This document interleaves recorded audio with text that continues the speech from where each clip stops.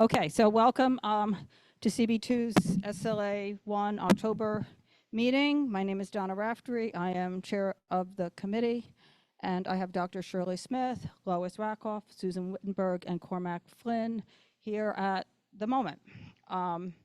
So let's see. The way this works, most of you know, but we'll call on the applications. Again, I'm not taking them in order. And the applicant will come up over here, speak into the microphone. Everybody, please use a microphone. So present your application to the committee. The committee will then go and ask any questions, concerns that we have. Once we are done, if there is anybody here from the public to speak on an application, we will hear from the public. If there is anybody here from the public, please make sure you have signed in, fill out a speaker card, and give it to me. We have none right now. Once we're done with the public, the applicant can go back and answer any questions. Everybody is speaking to the committee. Everybody is speaking respectfully to us, to each other, and about the applications. And I ask that there's no back and forth. And I think that's it. I said it before, but I'll repeat it. Verith Inc., 13 East 13th Street, laid over this afternoon. They will be back in December. The principal is traveling. I think that does it. So the first one we are going to hear is 179 Prince LLC, doing business as Revelie Luncheonette. This is a class change.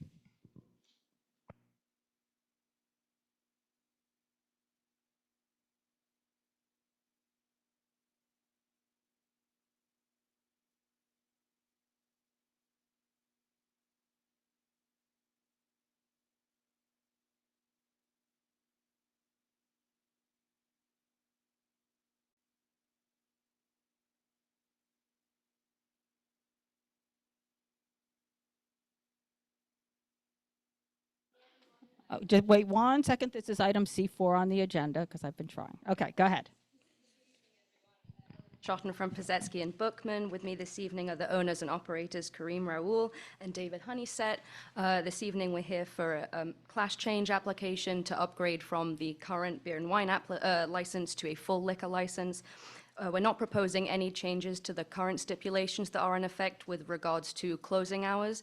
However, we would like to open at 8 a.m. To offer breakfast and brunch service in addition to the lunch and dinner services already offered. And if you have any other questions, I'm happy to answer them. Okay, so the only thing I have, is it 8 a.m. 7 days, or is it 11 Saturday and Sunday? The questionnaire said 11 Saturday and Sunday and 8 Monday to Friday. But up to you. I mean, I think we would like 8 a.m. Fine, all days that's fine. just to give That's the fine. flexibility, but Yeah, that's fine. And then, let's see. So you close, let's just review the closing, because I just want to, so you close at 10 Thursday to Saturday and 9 Sunday to Tuesday? correct. But our current stips offer 11:30, so if we could leave the current closing hours as is, so we do have that Okay, flexibility. so the current steps I have is 11 p.m. Yes, I have correct. open at 11:30, close at 11. Okay. Correct. So we Okay. were just looking to move the opening Opening hours to hours 8 so a.m. you can do breakfast and lunch. Correct. Okay, and nothing else changes. There's no outside, No background outdoors, music. background music There's only. one TV. Is there any sound on the TV? No, no sound on the TV. I think it's just to add to the ambiance of the distro vibe. Okay, that's it for me. Does anybody on the committee have anything? Is there anybody here from the public on this matter? Okay, All right, fantastic. Have a great rest of your evening. okay. Thank you. Okay, so the next application we're going to hear is Tashca NYC LLC at 151 Elizabeth Street. This is an on-premise application for a restaurant. It's a transfer.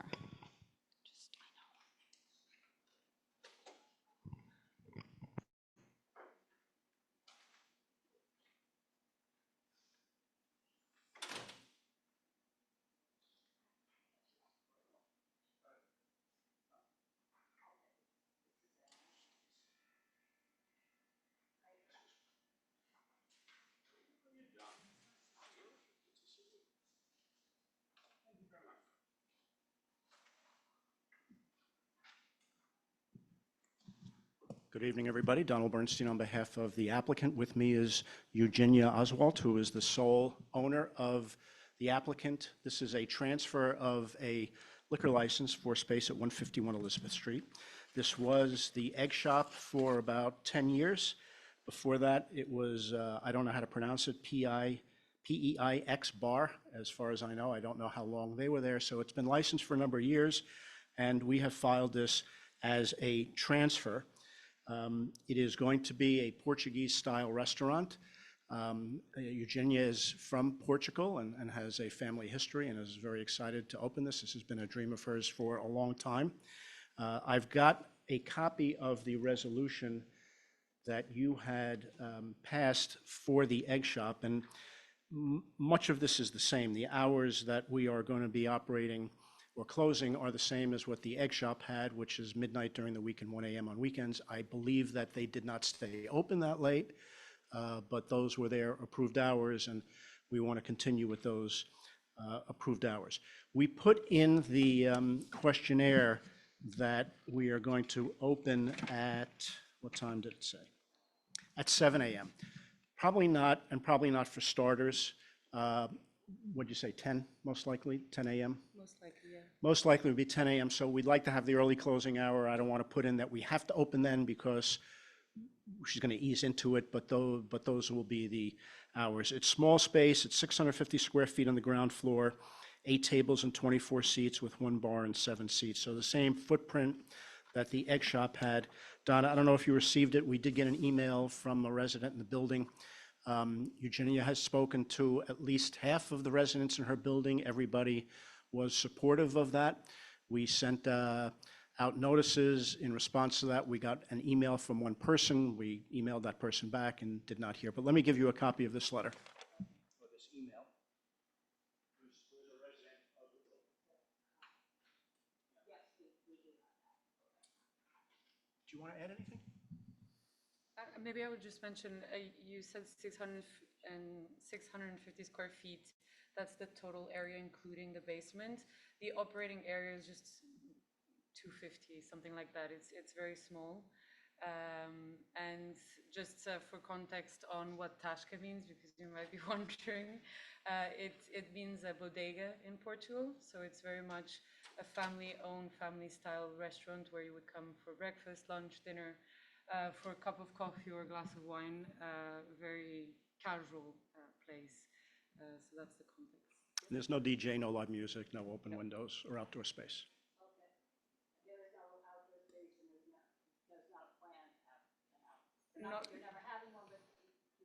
There's no plan now. If we decide next year, we'll come back, obviously. Okay.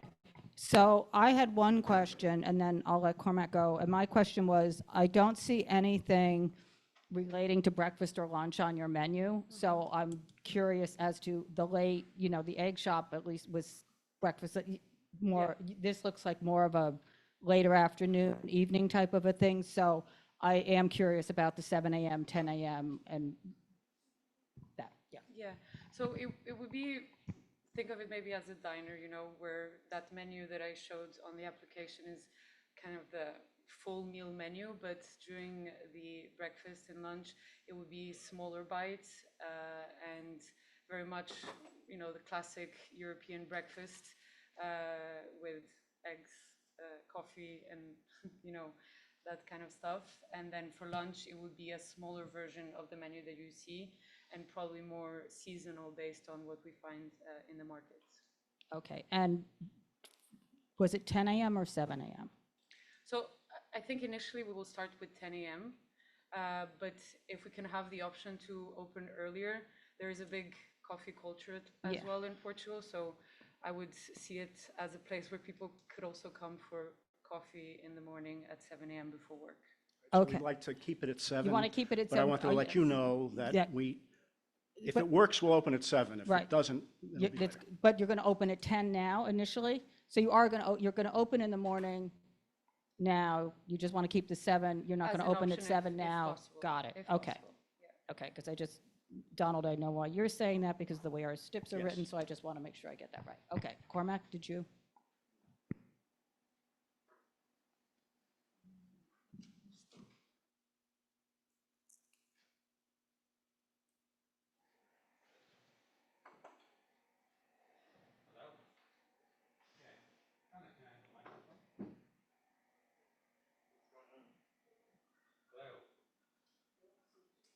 Hello? That one works, okay.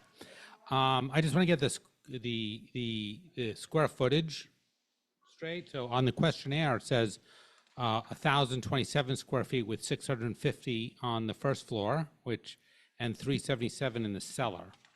And you both were giving numbers that were sort of like that, but not exactly. I just want to make sure we have the right numbers. Yeah, sorry. It might be the other way around as we put in the. Oh, you mean it might be 377 square feet on the first floor and a larger cellar?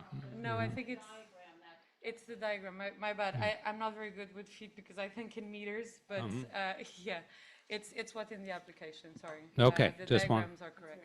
I just wanted to be sure. All right, thank you very My much. bad. I need to study my metrics.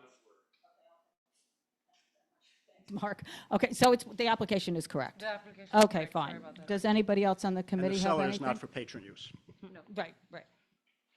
So it's not this, so application correct. Okay, is there anybody here from the public on this application? Okay, Great, thank you. that does it. Thank you so Thank you. much. Okay. Let's see. The next one, I hate to do this, is going to be Supernatural Wines, doing business as La Campagne Divine Supernaturals, 247, 249 Center Street.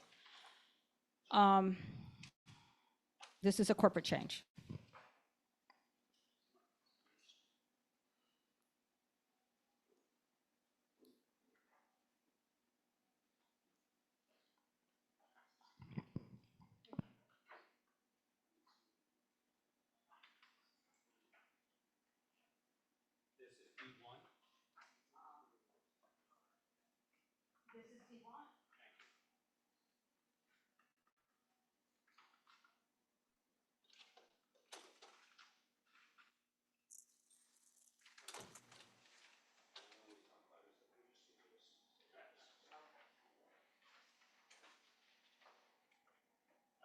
Before I start on this, I forgot that we had gotten petitions on the other matter, and I just gave you those, and my client worked hard to get those, so I wanted to Okay, give you those. so, and have you sent these to the office or not? I just want to make sure I they, don't know, I'd have to ask.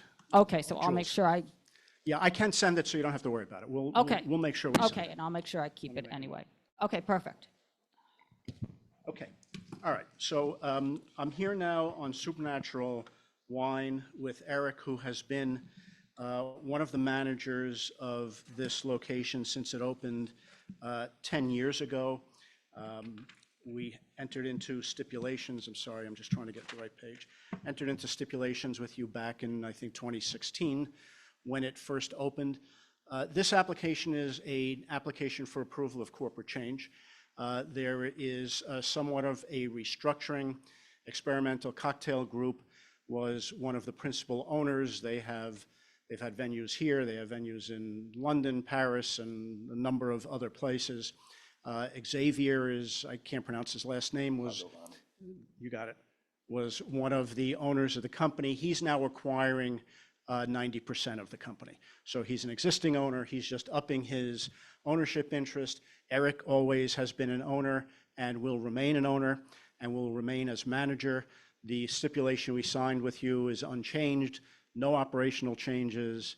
The world is not going to see anything or know anything has changed, just a restructuring. Okay, I'm just going to go to my question. When those, have you filed for a sidewalk cafe? Do you want to answer that? You want me to answer it? Sure. Yeah, we talked about that. So Caleb Ganser was a co-manager with Eric, and between the two of them, you have what, one other place in New York, right? Well, yes, one other venue. One other venue by the same group is in New York. So they've been working together.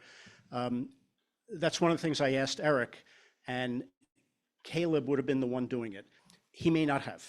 And that's news to me today, and Eric was just looking into that today. Okay, so from what I have found, I don't see anything before August 3rd That filed. may very well be true. I don't see any conditionally approved. I don't think you've come to our outdoor dining working group. And I am going to say that the complaints that we've received all have to do with the sidewalk seating. And it's all, even if you had applied, it's not complying with anything. It's all over the sidewalk. It's past your storefront premises. It's in the furnishing zone. It shouldn't be there at all. So I'd like to see it gone and come back here, because you did have a sidewalk before. I think for, maybe 2 tables or 4 tables and something that closed at 11. That's what the STIP said. Right. So we'll be applying for one, and we'll come back to you for that, and we'll have it by the spring, hopefully. So, yeah. You we're better gonna- get that application in soon Yes. if you're hoping to have Yeah. it by the spring. This is something that I just found out about today. Yeah, but so but I don't Eric. dispute what you're saying. No, and Eric is managing it, and I'm just saying, we've had photos from August and September, and the seating is all over the place, and it's just So we'll address that. bad. So and- please and, address yeah. that. I'm asking for the seating to be gone, because you have no right to be out there. You haven't applied for anything.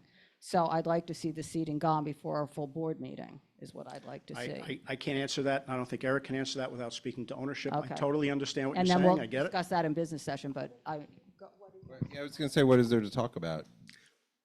There's nothing to talk about. You're asking me for an answer. I can't give you an Okay, answer. I'm just saying. I that understand. it's not- I understand you're saying. I'm not disputing it. I'm not.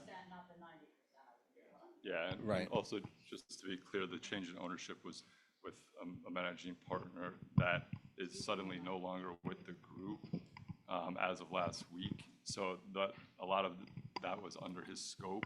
I'm now stepping in to take over a lot of those onus, a lot of that onus.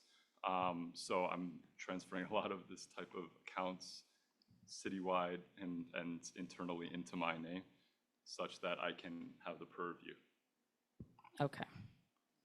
Go ahead, Dr. Smith. Yeah. On the application that you just gave me, I see no principals' names. You have to It's look, it's attached. What's you it have to that- keep going. You have to keep, Where is it? If you go to the schedule for the corporate change application, it's listed. And you see Eric's name and Xavier's name. go to the I back, see it. Dr. Smith. Yes, okay, thank you. So, and I guess what's going to be said is that if you've been managing the premises, why is the sidewalk seating there? So if you could just explain that. We opened the new venue up in 24th Street Yeah. about a year ago, and I've been tasked with running that operation. So you more haven't been spec- managing this place? I'm back and forth, yes. So you have been managing this place? I've been overseeing both, correct. Okay. So, Caleb took more of the onus on the original location, and I've taken more onus, but I am back and forth. okay, so I guess I already said what I had to say, but if you were managing this or you were part managing this, that Sidewalk Cafe was under your purview and nothing has been filed for it. And it's been egregiously operating not in accordance with any rules. I understand. Donna, Go ahead, Dr. Smith. am I on? I'm sorry, Lois. That's Go all ahead. right. Dr. Lois is fine. So it's really simple. Just take the chairs and the tables and store it away until you get your permit to have a sidewalk cafe. It's very simple.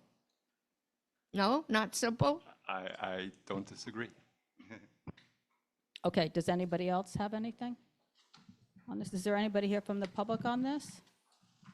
Okay, Thank you. thank you. Okay.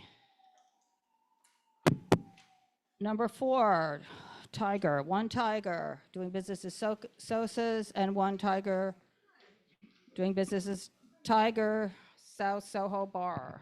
This is, both are alterations for a sidewalk. I'll take Sosa's.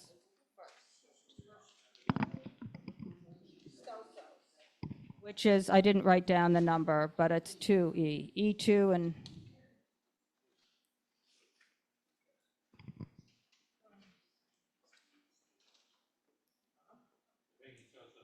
I'm taking Sosa's first.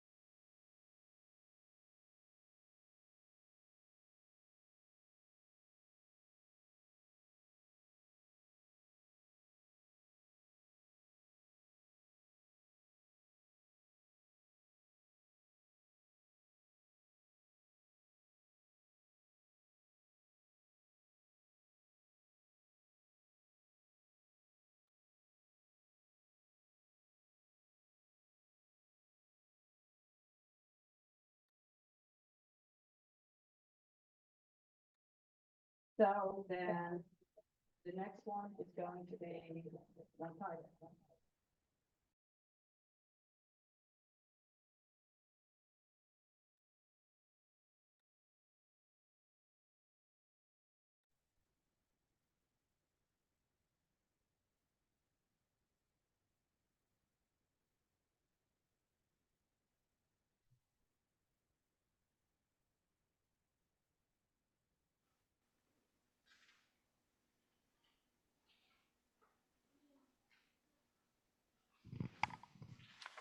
All right, so second half of the application. I won't reiterate everything I said for the last one, but just to clarify, this sidewalk cafe, again, on Center Street, in front of 1 Tiger, 1 Howard Street, it'll be 12 tables and 30 persons. And that one has the ropes and the stanchions, or no, yes, it has That one's planters mostly going across the whole thing. Okay. I think those seats were okay. Anthony, were those seats okay, or did those seats have? I don't know. I believe some of the photos show from the interior of it. That's how we're operating. Yeah. Okay, so it sounds like, all right. So you're going to comply with what it says on here and close at 10 o'clock, and there's going to be no music, Yes, that's correct. et cetera, et cetera. Anybody from the committee? Anybody from the public here on this? Okay, thank Thanks so you. much. Thank you for coming back. Okay, give me 1 second. Okay. The next one is going to be Kiko NYC LLC doing business as Kiko at 307 Spring Street.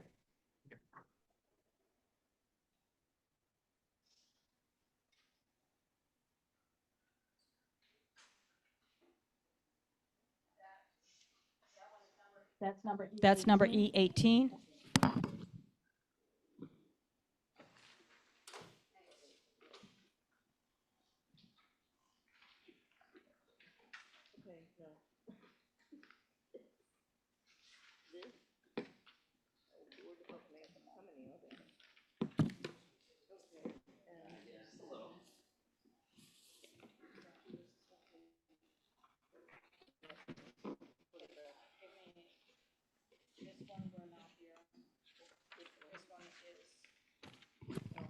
Hang on just 1 second. No rush.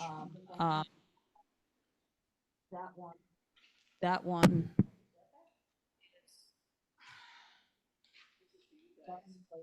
That one is laid over, and just give me. Okay, perfect, thank you. Okay, all right, go ahead. All right. Hello again. Rick here. For this application representing Kiko NYC LLC, I have with me licensed principal Lena Gujan. Sorry about that. This is another sidewalk cafe alteration application. They have been conditionally approved by the DOT. We will be applying SLA. Hang on 1 second, because it's. I'm trying to figure it out. Nice that. Okay. I I don't think that's, it may not be me. Yeah, but I I'm don't. getting an echo out of the Zoom, I think. Right. Is somebody else on Zoom in this room? Nobody can sign into the Zoom because nobody has a Zoom link. So, hello. I think we're okay. Go ahead. All right, yeah, so as I was saying, this is a sidewalk cafe on Spring Street. This will be 3 tables and 6 chairs. Okay. So this is on the other side of Spring. It's normally, we would just, for the record, we would normally hear this on SLA 2, but they reached out very early in September to ask if they were going to be heard to be put on this committee because of previous travel engagements, and I honored that because they reached out way ahead of time, anticipating where they would be. So We appreciate that consideration. So the diagram shows 1, 2, 3, 4, 5, 6 tables.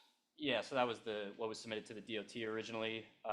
You know, the architects draw these up and kind of put placeholders in. Definitely something my office is going to address with future applications. But for this one, what we are actually applying for in practice and to the SLA is 3 tables and 6 seats. We have a diagram of 3 tables and Yes. 6 seats? Okay, because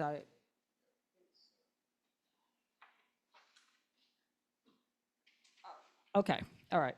So then my next comment is going to be the platform. So you know that's what we're going to say, that it's on a platform. Yeah. And the new rules say that you can't, it has to be level with the sidewalk. Right. So our understanding of that rules through my discussion with the DOT is that that rule is meant to refer to, you know, constructed platforms, essentially meant to level out, you know, slanted sidewalks. So this is, you know, a part of a facade. It's part of the landlord's building. So they were able to approve this one. That makes no sense. The rules are very clear that there shouldn't be a platform. How is it ADA accessible? The rules are very clear. It needs to be ADA accessible. There's no lip on it. And the rules clearly say that it shall be level with the sidewalk. No platforms, flooring, or other covering shall be permitted. It doesn't say if you're leveling out the sidewalk. It very clearly says that. It's not open. That's what the DOT told me when they approved this application. Again, it's ADA accessible. They have a ramp to lead up through the stairs. The doors at the front of the restaurant can open for a wheelchair to get out. So I just want to go back to, you said this is part of the landlord's building. If that's the case, then why are you here? That would be on private property. It's part of what the landlord has in their facade. Again, if it would be on private property then, but I think that this is actually over on the public property, and the easement is generally required, and the easement would explain what the allowed uses are on the platform. I can't really speak to that, but again, the DOT has approved this application. As Lois, do you have it in writing? Yeah. And they say, because it seems, I know that Donna. No, I can send you the conditional approval email. The other, I believe that that when you had gone through with the regulations on the other one, that it's pretty clear that it's a new program. Mm-hmm. And the ADA requirements are that new programs need to be accessible. It is ADA accessible. But not without having to put out a removable ramp. Correct. Right, so I think that any new programs have to be fully accessible without a ramp. Without a ramp? Yeah, just like as if you built a new premises, that you'd need an ADA compliant bathroom, that you wouldn't be waived. And this is a new program, and this is a new space, and it's not ADA compliant. I'm not familiar with that specific regulation, but again, the DOT has approved this, and we're just applying to extend the liquor license to the space now. And then also, they've also told us directly they don't approve ADA compliance. The DOT? Yeah, they've told us Yes, that's they not said something exactly. They just have to be compliant with ADA rules and regulations that are required as far as dining out. We don't provide additional rules and regulations. If they're caught, they will get a summons. They have to be compliant with the ADA rules and regulations that are already in place by law. So DOT is not affirming any of these as being ADA compliant. It's up to you to make sure they're ADA compliant and take the fine if it comes to you. I think that that's misunderstood by everybody, because DOT was crystal clear with us that they are not in the business of approving something stating that it's ADA compliant. Okay, understood, yeah. I mean, we'll definitely, you know, in that case, I would love it if the DOT had told us that, but, you know, happy to look into it further. Say very clearly here that there is no checkbox or anything on these forms with all the paperwork and all the checkboxes you have to do for insurance and everything else. There's nothing on here that says that it's ADA compliant. They're not doing anything certifying that anything is ADA compliant. And just give me 1 second, because just give me 1 second. I just want to see, I had this on a piece of paper and then I lost it, so. Hang on. Yeah, I mean, this is, kind of the issue we're running into a lot of these applications that we're dealing with 4 or 5 different agencies that have overlapping rules, trying our Well, best to I mean, figure out. we can go into this whole thing too. If you want to go into the 311 complaints, which is where your firm is citing something else, and then you look on there for more information. And, okay, so here, this is what I was looking for. Accessibility. So the sidewalk cafe must be level with the adjacent sidewalk. You must provide accessible seating per ADA requirements. So that's on DOT's website. The sidewalk cafe must be level with the adjacent sidewalk. No flooring is permitted. Doesn't say if it was there before, on an elevated platform or anything like that. So I don't know what rules the DOT is making up or how they're coming at this, but it's not what's written in the rules and it's not what's put on their site. So,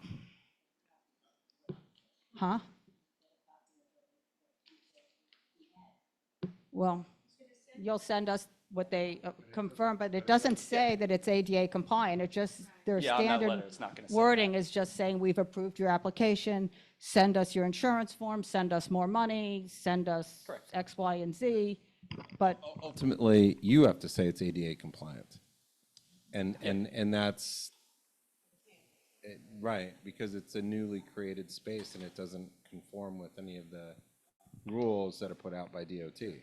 So they will not take that burden, or they won't wear the hat of saying this is ADA compliant. Okay.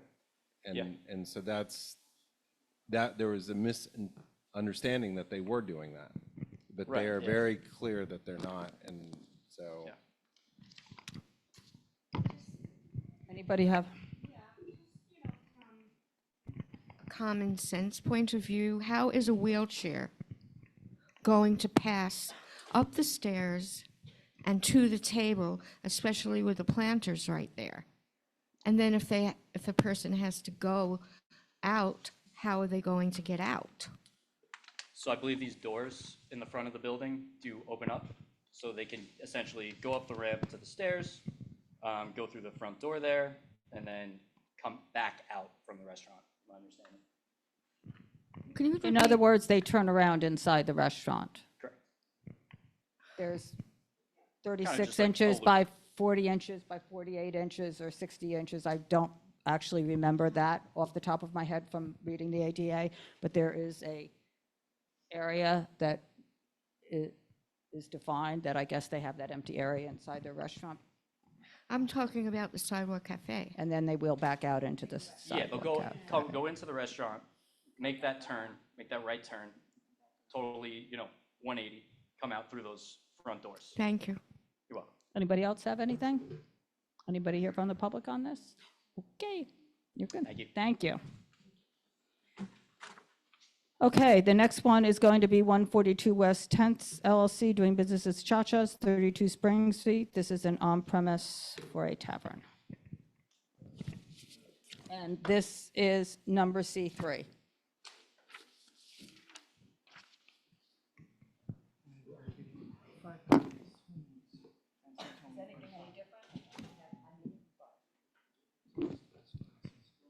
Is there anything any different in here? No, I don't need one then.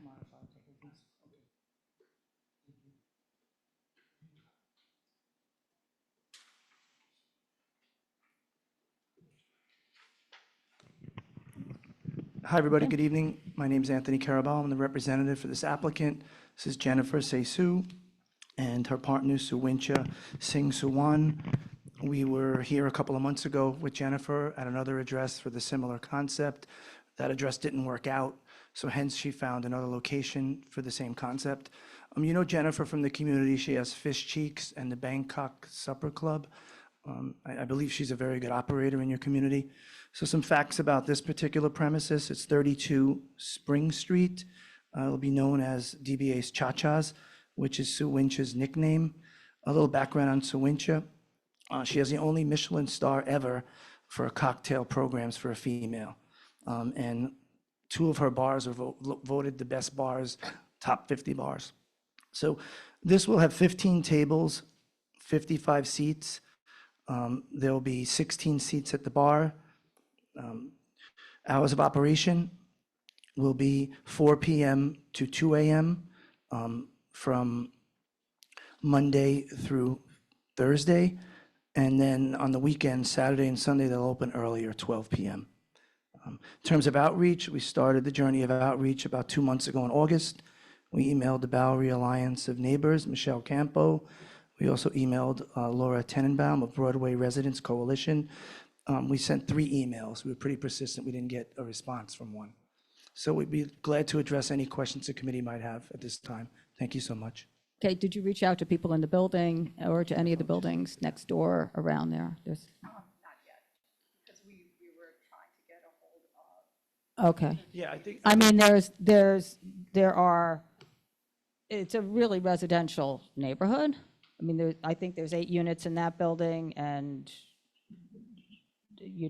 hundreds of residents right within that block. So I think there might have been a disconnect in that regard. We were waiting for a response to actually meet, which is a normal protocol. We meet Well, with people from the block association Yeah, but the directly. block associations don't always represent everybody because Understood. generally speaking, the block associations are the more active people. Those are the people that get our emails and everything else. But there are a lot of people that live in all areas Understood. that are not involved in the community that, Understood. you know, especially with this many buildings there. So let me go to understanding this because I'm a little confused. This used to be back a while ago, quite a while ago, part of Lombardi's, right? And so then it was taken off from Lombardi's in 2021, about 2022, and became a clothing store. So it's been the clothing store Yep. for 2 years. They split the space, correct? Right. So I'm confused on this diagram of where the second floor is, where the rear yard is, and where this roofing area is, because I didn't see a rear yard on the old Lombardi's thing, and Jennifer, if you're going to speak, just make sure you use the microphone. The rear yard is on the second floor. So So- it's like a, Patio or a deck. yeah, a deck that is like accessible by the first floor to the second floor, but only to the back. Isn't that part of the second floor? Whoever lives on the second floor, isn't that their space? No, it's based on the landlord's drawing and what they showed us, it's not part of the second floor space. So this is right outside, to what I saw from looking on DOB, it looks like there's residential apartments on that second floor. There's I a, believe so, yeah. so this would be right outside their apartment.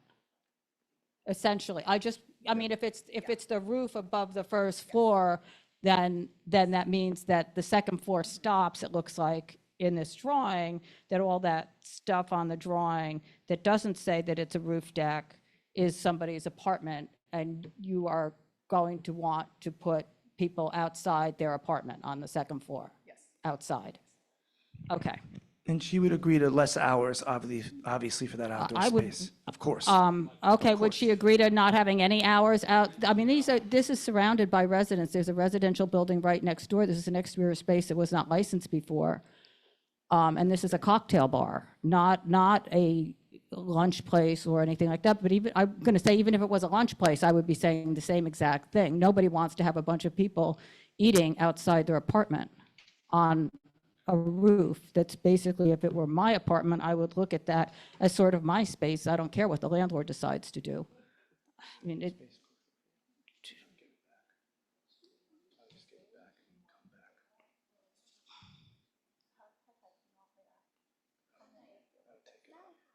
Yeah, What? We'll take it off? yeah. Yeah, we'll take okay, it off. so this is just one of the issues. I Eliminate mean, okay, so let's then have a conversation about the space.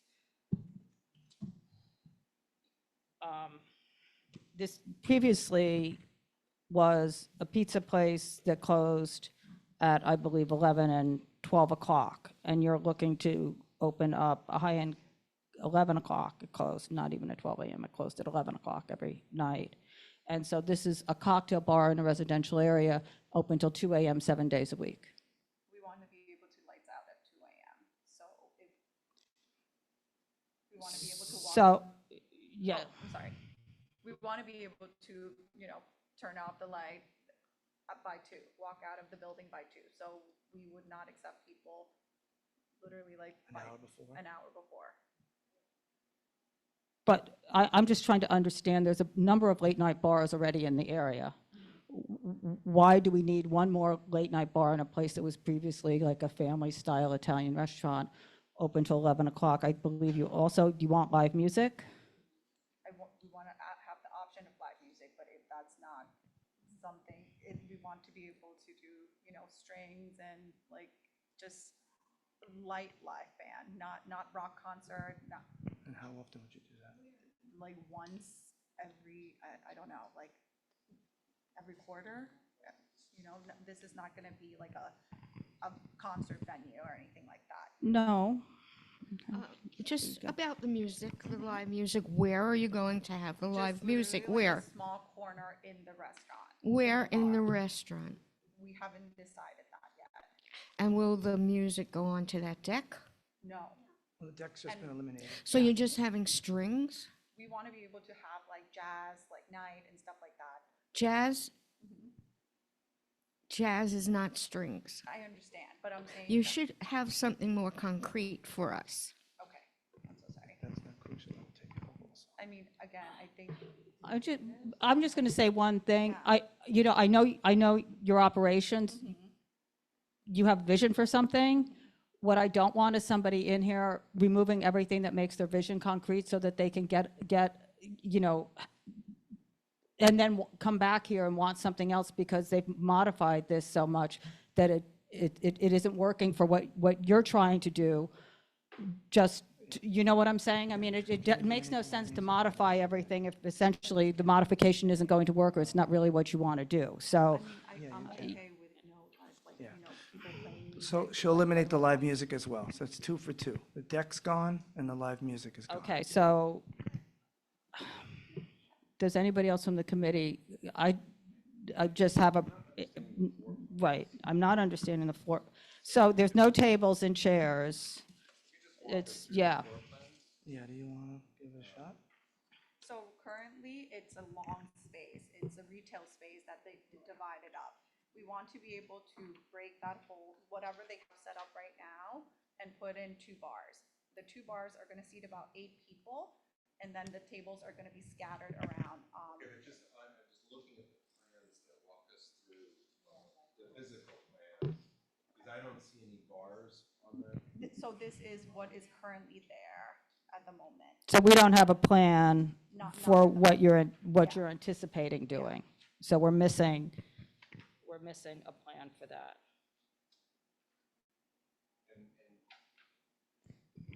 And so this is going to be Is the space split? split? So I'm Yeah, just like it very looks like, what is confused. number 7? Because I printed out this plan so I could read it. So number 7 is a new drop-down fire escape ladder that will reach egress, and that's behind. In other words, the back part of this plan here, what is that? Is there a wall there? Because it says on the plan that there's a fire escape there. So is that a backyard there?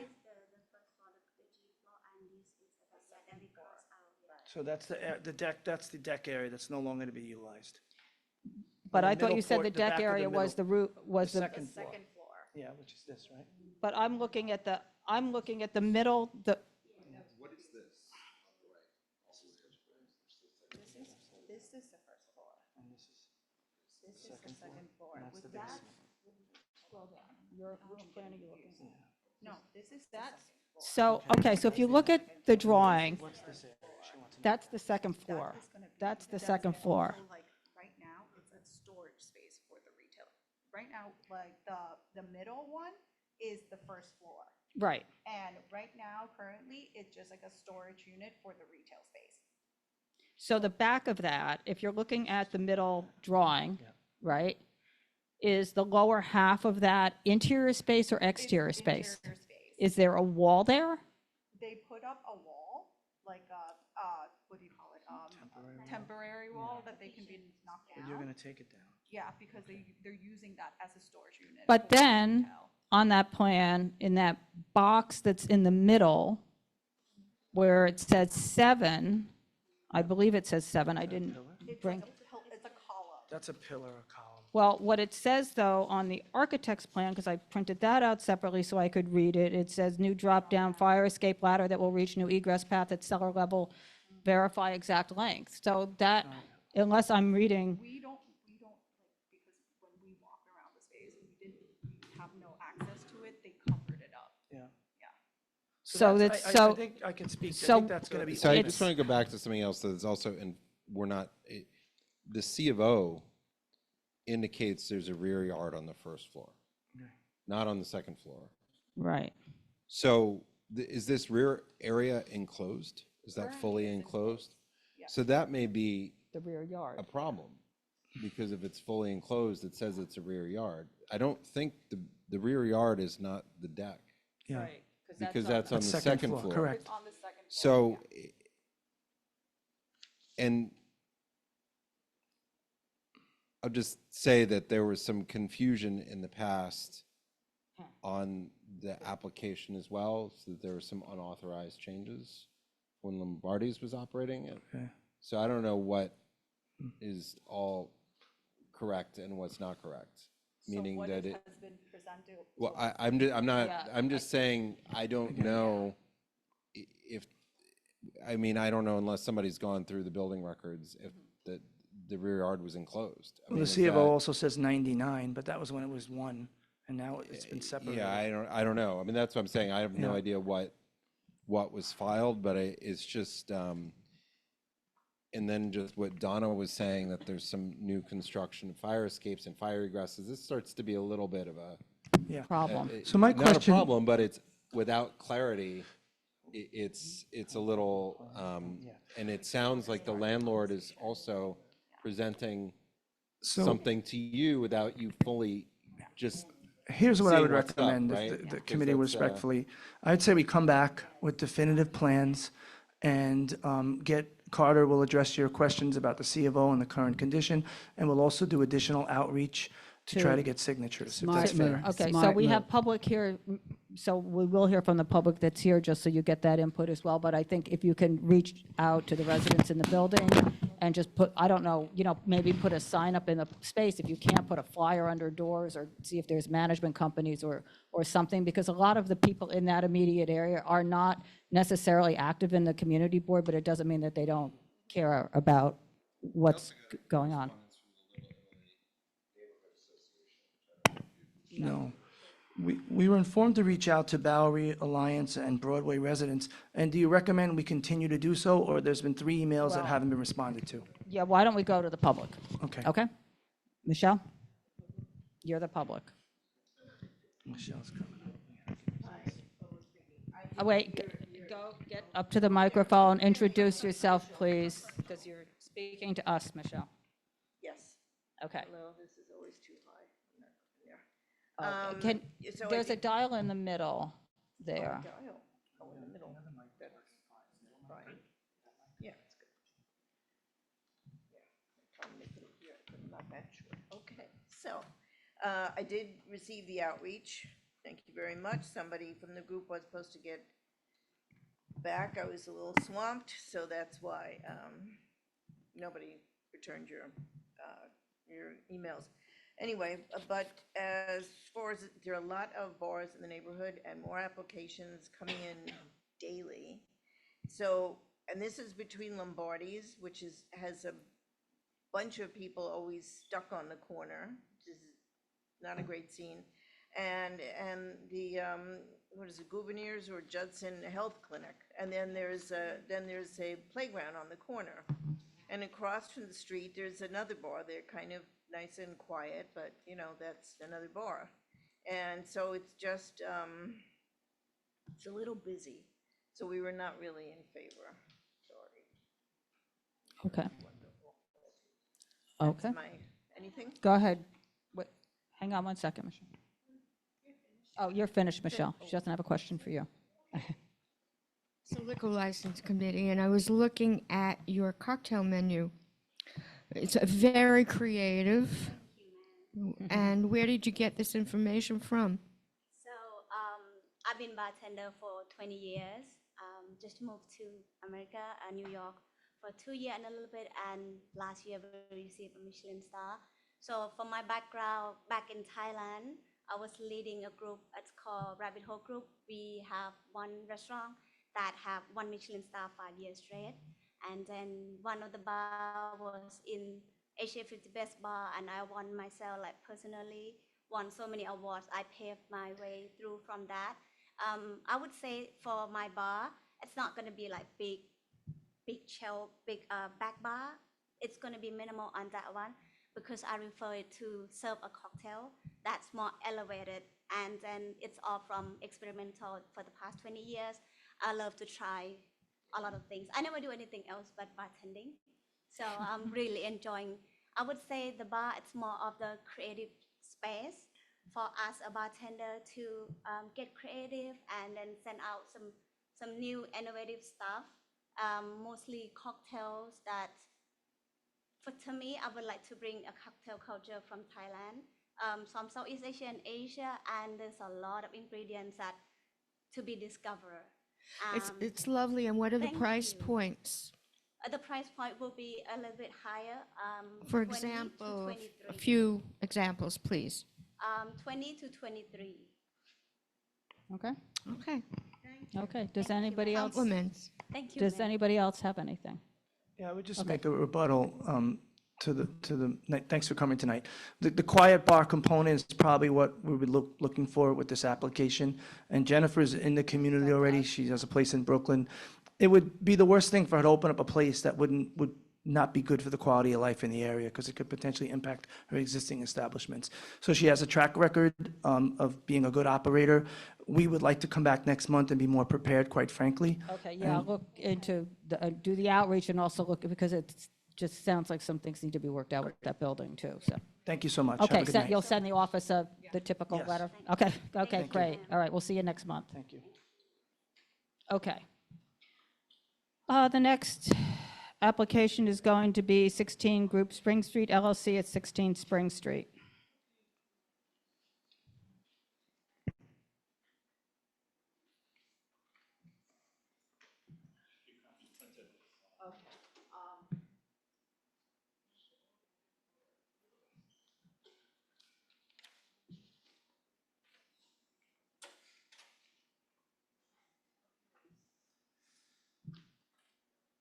It's number C5.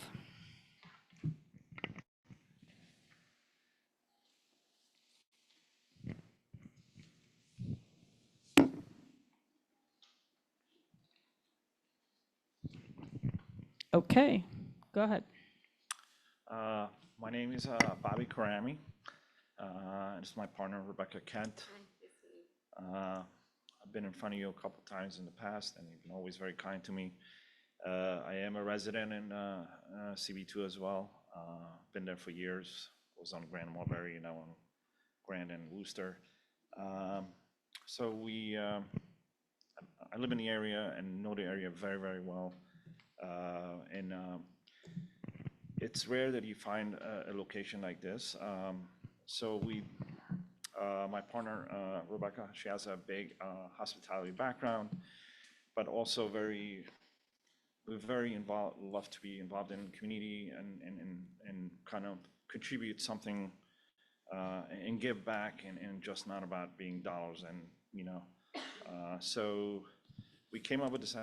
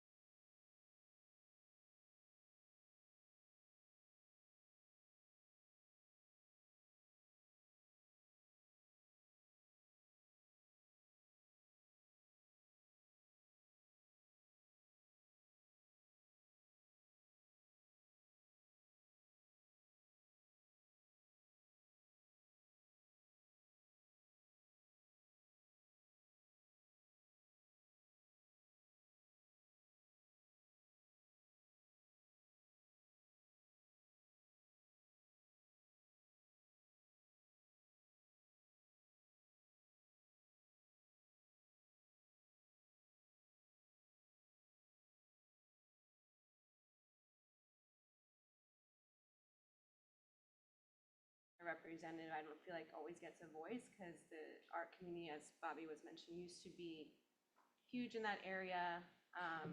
And a lot of those local artists don't have a platform as they used to back in, you know, the 90s, 80s and 90s. So we would love to do a rotating quarterly exhibition in which, with my degree and my connections, source local artists, whether it's writers, musicians, painters of all the sorts, give them a platform for an artist talk in this space, invite the local community, really be a place for people to interact in a larger scale than just food and beverage. So we want to have a book wall where we do take a book, leave a book. So perhaps it can be a place for people to read and enjoy a coffee or a tea and a dessert, or a place where we spin vinyls and we have, you know, a vinyl wall with a ton of old music. I grew up with my dad in our basement, you know, playing vinyls and understanding the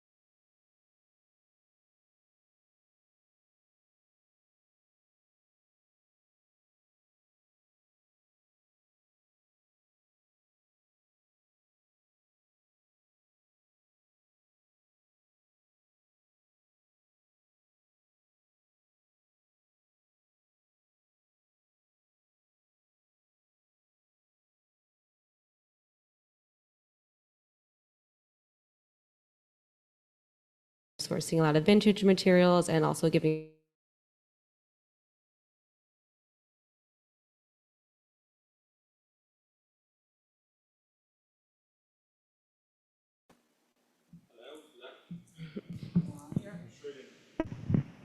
Hello? Hello? So, you were saying you're not looking for late hours, but I noticed on the application, you want to be open till 2 a.m. on Thursdays? No, we'll happily take that back. we're very Okay. flexible on We're the hours. flexible. Yeah, I just, you know, it's not the pre-COVID go-go years anymore in New York. People No. are having to work longer hours. They have to show up at work on Monday, Friday morning, you know. We'll happily take 12. All right, No problem. thanks. Yeah, no problem.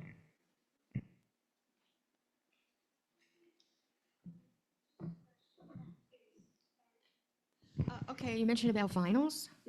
What do you explain? I know what vinyls are. So explain what you mean, what you're going to do with the vinyls. Yeah, so it's part of our decor, but also we talked about having a night where we'll have a vinyl player and we will have people spinning records, not like a DJ or any loud music, but just as a way What do you think a DJ is?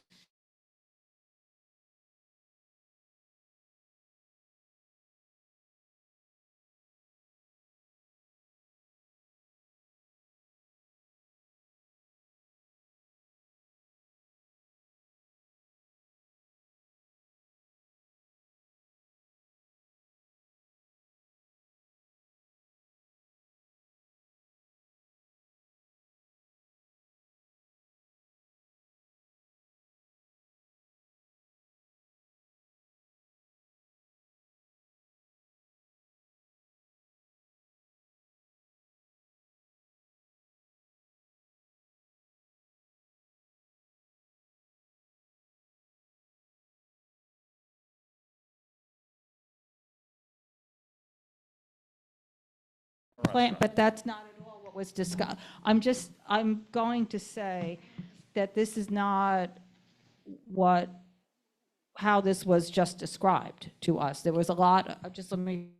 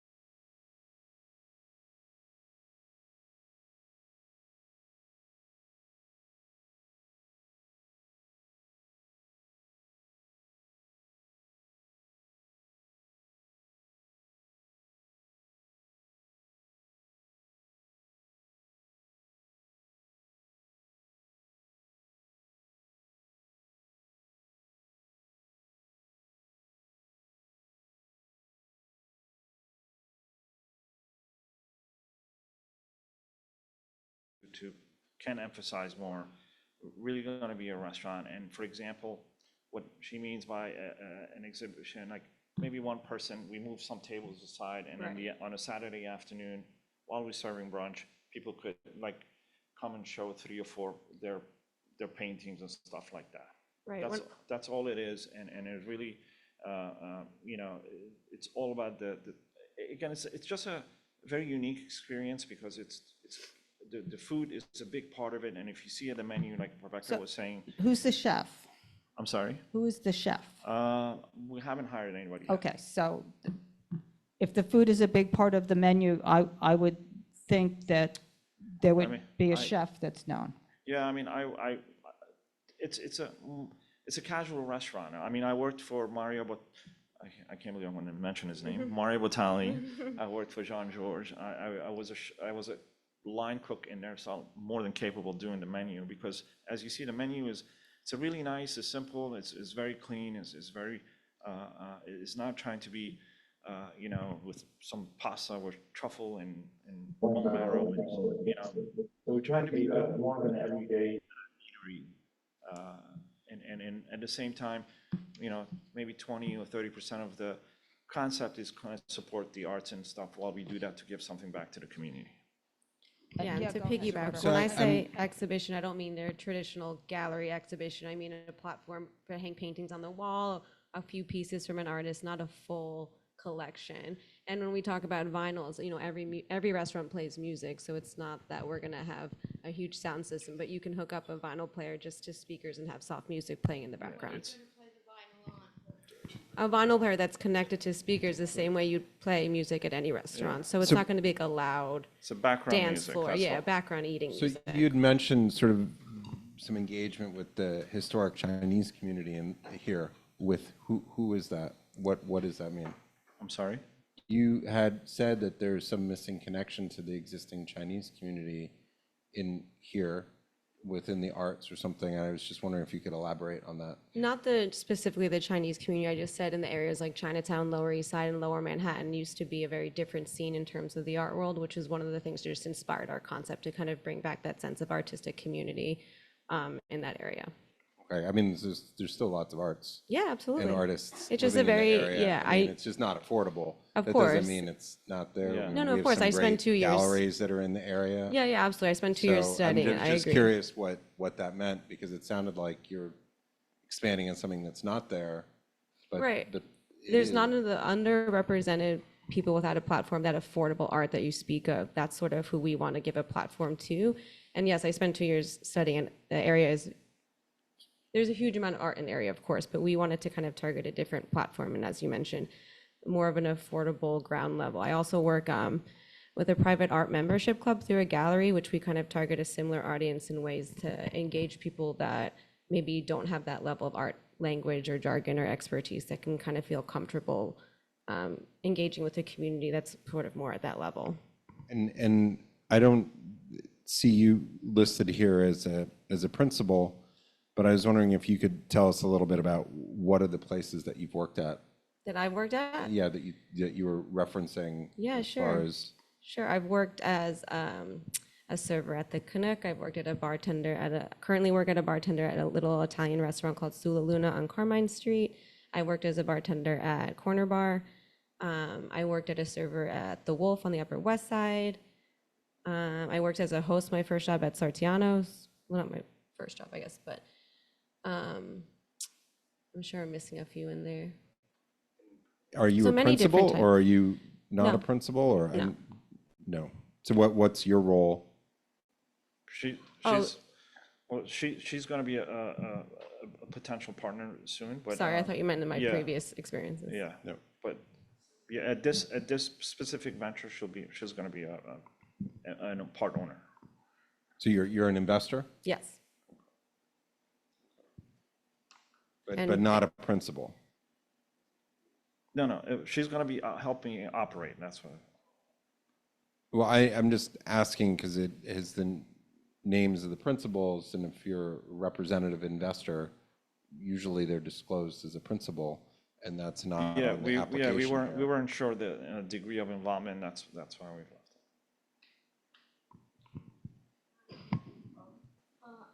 On your application, it says 70, but then you write, overall number of seats in premises 70, but then you have a 4-seat food experience.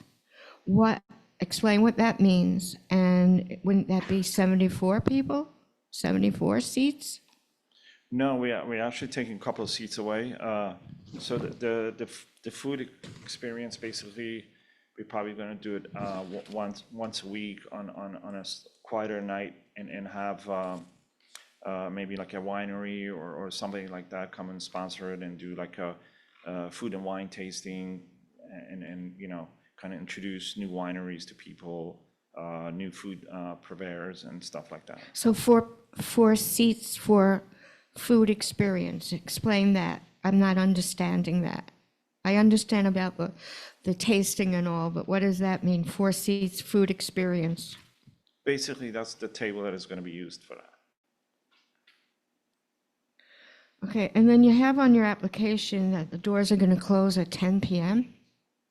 I'm sorry? On your application, it So says, the front door, if it's summertime, if it's open, we'll shut everything at 10 p.m. so there's no noise going outside. oh, is that what you mean? Yes. Okay, I got the impression that you're not letting people in past 10 p.m. No. The whole idea is Are you installing folding doors? maybe. So Potentially, yes. he's installing operable doors. Yeah, and because the frontage is very small, so probably we're going to have some sort of there, but we make sure it gets closed up at 10 p.m. And go ahead, Cormac. Oh. Yeah, but here's what I'm concerned about. It's the idea that you're going to have opening doors like that. But I keep hearing you say, oh, we'll have music. All restaurants have music when I have a turntable. Like, No turntable. My idea of music is background music, right? Is that people might hear it as they walk by on the sidewalk directly in front, but they won't hear it. They won't hear noise coming out of your doors or something when they walk on the sidewalk across the street. They would never hear that. Okay, they would not hear anything. Cannot emphasize, it's a background music level. Okay, thank you. Yeah, it's not like live music. Okay. So on the diagram, I have 61 seats. Does that sound correct? 46 seats, 15 tables, and then 15 at the bar and 46 seats at tables. I think there were 23 tables. I don't know the 4 seats at the food experience. I don't know where that is or what that is. I don't see that on here.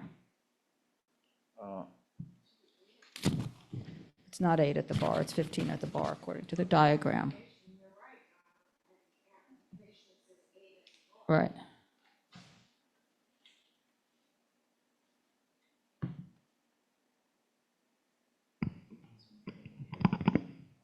If it But was- see, If it was already printed, what she's looking at is this, the 4 seats, food experience is what, I mean, this came out to 70 seats and then 4 seats, and you have to get this, is what you said to me, you're working on a letter of no objection, because the certificate of occupancy is for apartments. So I don't know what that. Yes, basically. Back to my. Yeah, was part of designating a little nicer table for a little larger table to basically provide that experience. Okay. All right. I'm going to go to the public, I think, and then we'll circle back. Michelle?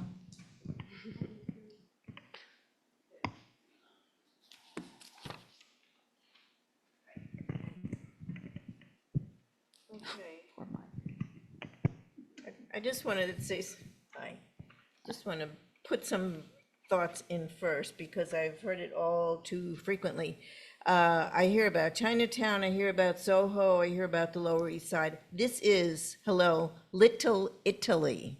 It still exists. It's on a map. It's got a special district. Nobody seems to know it's there. It's kind of cultural erasure and it's should be noted.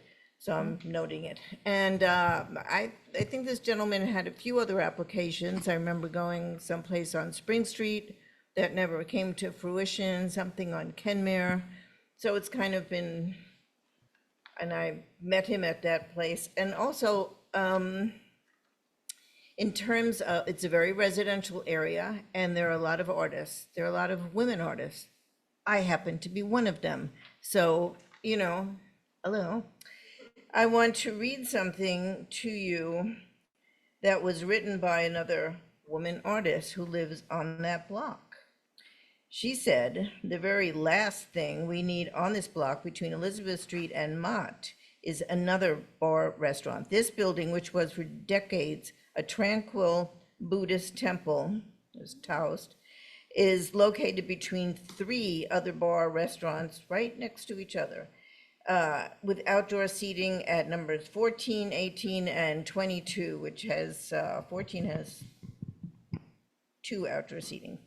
Does this applicant have any experience running such a place? They want to serve small and large plates and art and literature driven New York City artists and local support. I am not sure what this all means, but this block is intensely crowded, noisy, and rowdy already. It is hard to walk most of the block, and after 6 p.m.,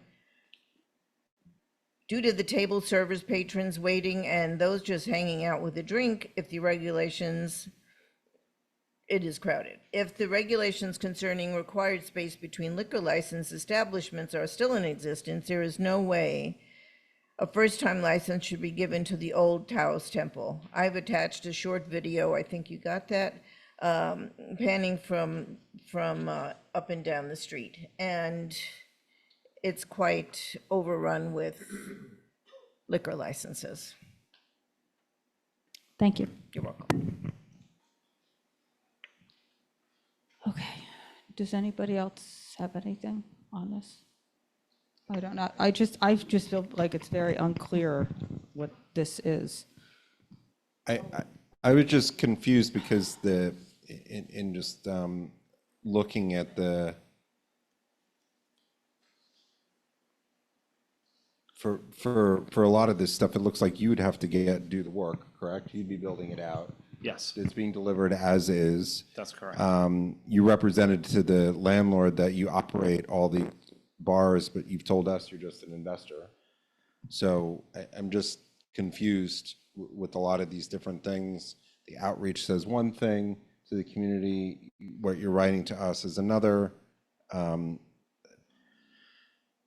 May I suggest so- something? You think it's okay if we push this for next month? We could clean it up and organize it a little more and come back? Yeah, I mean, I guess I'm just gonna go, I mean, there's a lot of other issues, but I think just going to what Michelle had brought up, I mean, this is a former temple that you're changing into a restaurant and bar, and it's predominantly focused on a bar in an area you're saying it's somehow adding, but No, we it's more surrounded say- with restaurants and bars, and there's not a lack of service to the local community of any of what you're describing. I mean, that's Yeah, no, we fully just- like I represented said, there. we And just- I think that this area, in any of the later evening hours after 9 or 10 p.m. is fully activated. I mean, and that's a part of what Well, by is then, evaluated yeah. with that. I mean, the So- idea is for us by then to be closing by 11, 12 o'clock, we're out of there, so we're not. Yeah, but that's the contributing. impact. It's after 10. I mean, the area is fully activated. I mean, it's just bringing more and more and more. So I don't know. It just seems I'm not sure that putting it over is necessarily going to rise up. And I don't know if I'm speaking for everybody else here, but that's. Respectively, I'm a artist and have worked and studied for several years, and I have to respectfully disagree that there are enough places that represent local and smaller artists in our city and places to be shown and appreciated and acknowledged. But that's But you guys just have a small little area in a restaurant that's in an oversaturated Isn't- area that is with a concept that we don't even know what it is because you've represented it in a number of different ways. And the one thing that's making this a unique concept that you're saying is this small area that you've said is only going to hang a few pieces of people's artwork and have a couple I mean, that's just what you said yeah, to you know, us. there's so many ways we can be creative with this space. And as somebody who is really passionate about this aspect of our concept, the overall concept of the restaurant is an American Euro, very simple menu designed to not oversaturate the area more, but to bring in a different type of atmosphere with this sort of community engagement for artists maybe that haven't had an opportunity to really understand the area or understand how to be represented. And with my connections and network and understanding of the art industry, I would know exactly how to source and find those people that are not represented. So I do think that there is really an opportunity to be creative with this space inside, move tables around, and find ways to figure out how to, you know, showcase the art. And I think that that's something. So how are you going to make money off of that to run this business? I mean, that's ultimately what it seems that there's so many different concepts that actually putting it all together to work. And you've been before us, Mr. Karami, a number of times, and everybody says you walked away or whatever the problems are. I don't know what's happening with that. And this sounds like another not particularly well fleshed out in a place that actually was a contributor. The space was a contributor to the community as a temple. Mhm. And it was priced out, presumably, or whatever the other issues Mhm. were. And now it just mean- doesn't seem to me that this, Yeah, that I mean- all these parts put together, and then you're just responding to us to shapeshift this without sort of a full concept that's fleshed out. It's, So, I mean, that's just where I stand. I don't know where everybody Yeah, else is. no, So. I believe the concept is there, that it's a food-driven place that will help contribute to the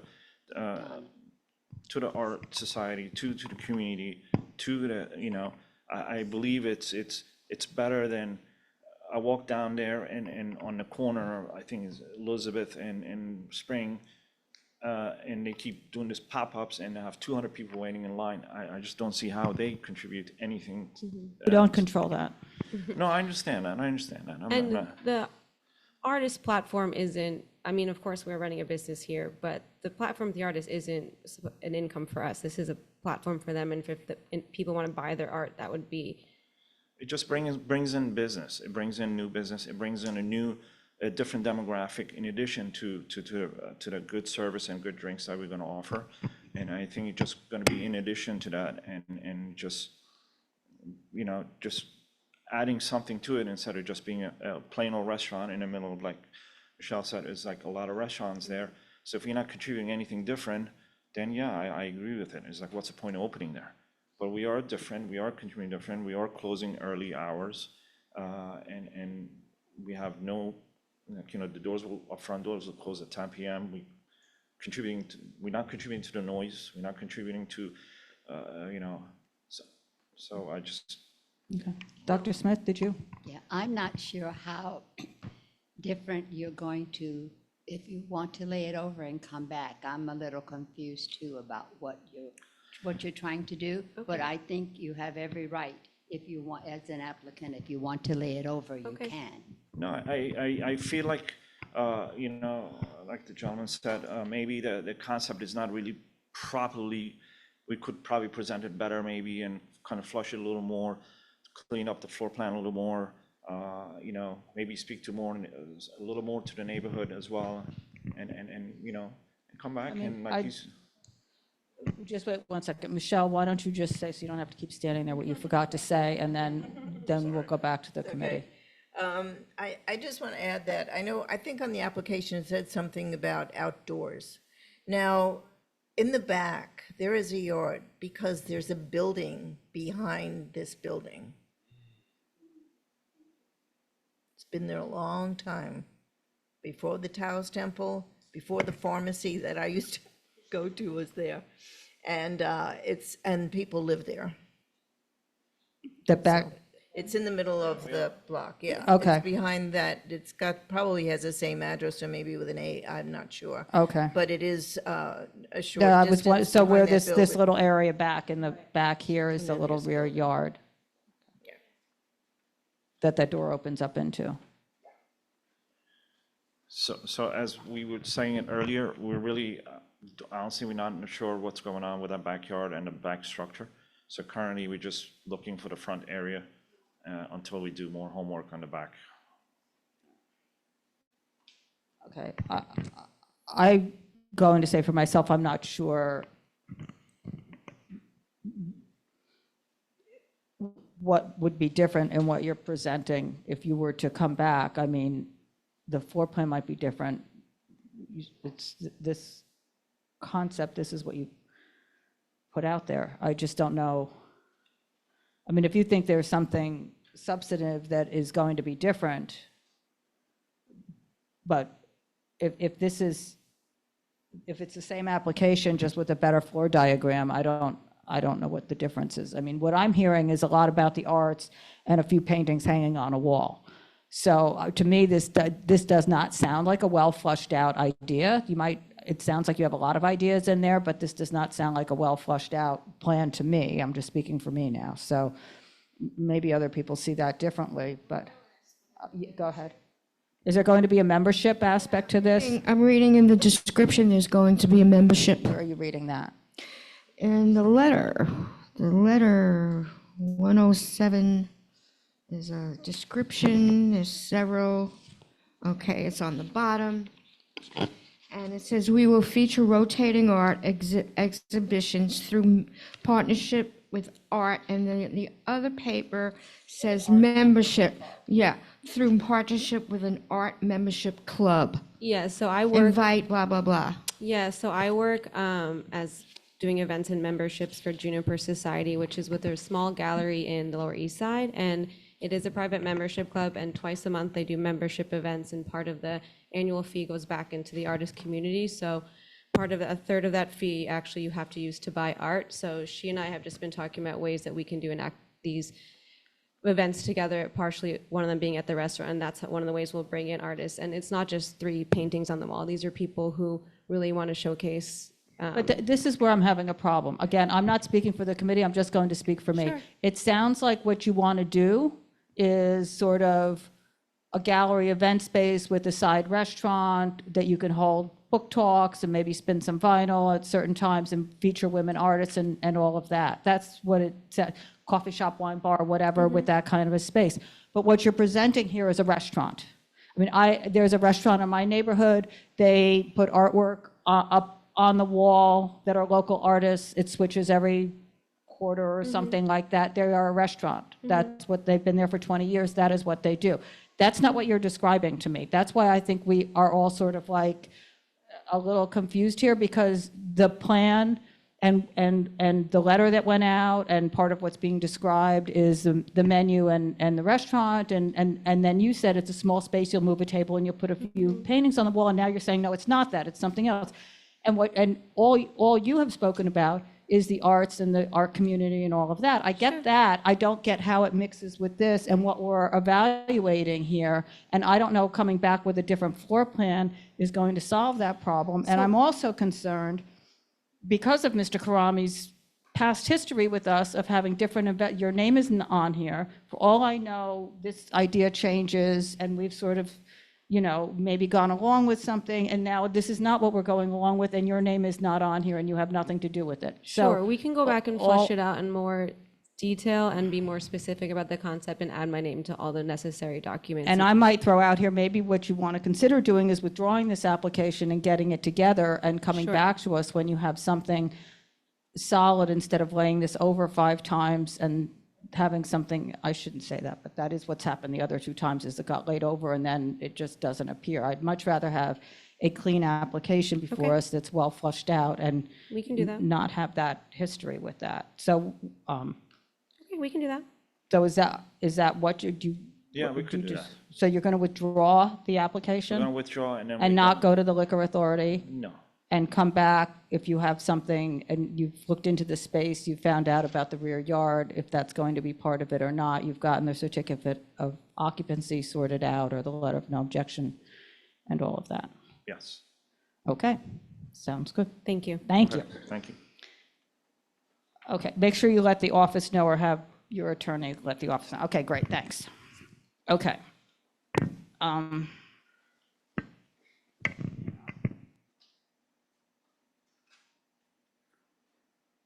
Okay, now we're going to move on to a number of them. I have them all printed out, and I think I have them in order. So the first one is going to be Mulberry Street Bar.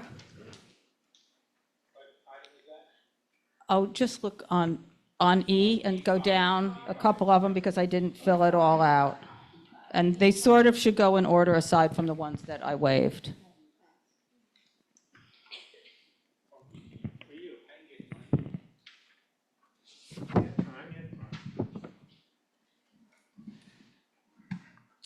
So this is a sidewalk cafe alteration application to add their sidewalk cafe onto their liquor license. They have 6 tables, 12 seats on Mulberry Street. This is the Mulberry Street Bar. They also have a roadside cafe. Which we already We've already approved. approved, and they agreed to close at 10. 11, they're closing at 11, okay. So, my standard language on this, the sidewalk cafe is 2 feet wide. The dining out, did you have something to preempt me with, or no? Go ahead. Okay, so the accessibility, the rules say a sidewalk cafe and roadway cafe must be directly accessible. I just want to emphasize that it says a sidewalk cafe and roadway cafe must be directly accessible to persons with physical disabilities. The design of such cafe shall comply with applicable requirements of the American with Disabilities Act and rules promulgated thereunder, and applicable requirements of the New York City Building Code. The ADA standards for accessible design say that at least one accessible route should connect accessible buildings, facility elements, and spaces that are on the same site, and the minimal clear width of that route is 36 inches. And then it goes on to say that the clear width of walking surfaces shall be 36 inches. And then it goes on to say that the clear floor or ground space shall be no less than 30 inches. That's the clear floor space. And this is none of those. Okay, so as you know, DOT is approving these. And what we believe is having the roadway cafe with ADA access would allow anybody to sit in our outdoor seating, and we think that would satisfy the ADA. And then what I'm going to say is that these are 2 separate applications. Yes. They are 2 separate revocable consents. They are handled independently of each other, and that the roadway closes down and the sidewalk doesn't. And from what I read in the rules, it does say a sidewalk cafe and roadway cafe. It doesn't qualify if you have a roadway cafe, the sidewalk doesn't, or vice versa. It says they both need to. If you look on the dining out page, which I was on before, they both have different statements, slightly different statements about accessibility, but they both address accessibility, and neither one says if the other one does this. I realize DOT may be telling you this, but that's not what's written anywhere. It's not written that way anywhere, and it's the, as I read before when you were sitting here, that it is the, let me just go back to it. What DOT specifically said to us is that they can't get into the nitty-gritty with the restaurant. They just have to be compliant with the ADA rules and regulations that are required for dining out, and we don't provide additional rules and regulations. And if they're caught, they will get a summons. They have to be compliant with the ADA rules and regulations. They are not certifying that this is compliant. There is nothing in the form that says it is compliant. They may be making an assumption that is not a tested assumption. And we were told, someone from our community board spent a great deal of time on the phone with the ADA government. I don't have that piece of paper. And they said, what they said, just so you know, is that both areas are separate. They are different sites. They have different, somebody may not want to sit in a roadbed. They have different ways of being accessible. And that is what we heard for the government. So I just want to. No, I understand all out there. that. And nobody is saying that this is ADA compliant. Yes. DOT is not. No, they're just approving something that's 2 feet in width. Right. But I don't think we're going to settle that here. If something comes up with a lawsuit with ADA, we're going to find out if the roadside would qualify as ADA seating when you have a sidewalk cafe. There is another mistaken assumption that the DOT is saying it is ADA accessible. I didn't say they said that. No, I know, but there's an assumption that people have been making, and they clearly state they do not review the ADA compliance. Yes, that I know. So as a consequence, how is it determined, whose name is on there saying that it is ADA? That would probably be something that's settled in federal court if it comes down to that. No, but what I'm saying is that the program requirement is that it has to be ADA compliant. So who is saying that it is? Is the applicant saying that their plans meet the ADA compliance requirements? Or is it somebody else? Well, who is saying this? Because who the is saying rules. it? Because otherwise it's you build it until you get in trouble, which isn't what the rules say. The rules say it has to comply. So Yeah, I'm not saying the applicant's saying it. I'm saying that we're going under the premise. I spoke to a few people that the roadway would qualify What's for gonna ADA. But what access. happens in November? When it goes back up After to 50 November? degrees and the sidewalk is the only thing that's there and somebody wants to eat outside Then they probably wouldn't be compliant if they kept them out December, January, and February. in March? Unless city council changes that rule and allows the roadways out all year. Okay. So, Yeah, this is something we're not gonna settle No. here. I already figured that out. It's probably something that's which is gonna be why we settled didn't make elsewhere. all Yeah. your applicants, I just also should put that on the record. Your Yes. applicants were willing to come tonight for all of the applications we were about to go through. I said it was fine if they didn't come because Yes. we were under the understanding that this would be the conversation. I saw no reason to keep Yes, them and- sitting here for this conversation and have them be frustrated. Okay, does anybody have anything else on this one? Okay, next one is Cafe Vetro. You should be pretty much going down the list.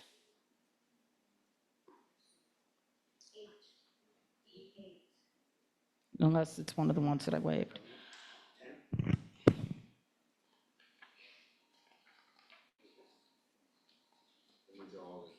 Here's all the exact same thing. Yeah, yes, that's why I did that. Yes, that's exactly why I just did that first, and I don't intend to say the same thing over again. It's slightly different. It will be oh, no, all right, go ahead. Cafe Vetro, 2 tables, 4 seats on Mott Street. Same situation? They have the roadbed too, correct? Yes. Okay, so I'm just going to reference what I said from Mulberry Street, and that we do not believe this is ADA accessible and meets the regulations for that due to all the reasons stated. Okay, Okay. Nuzo, right?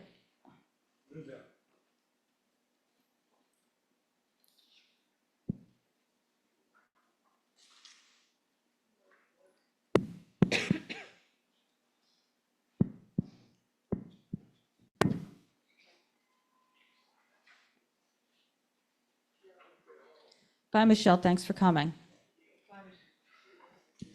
Nuzo 21, 2 tables, 4 seats. And they have a roadbed as well. They have a roadbed as well. Okay, so again, I'm referencing the same accessibility that we started off with, and we do not believe that this is ADA compliant. Oh, it's in the first item that we heard Mulberry Street Bar. Keep saying that. Yep.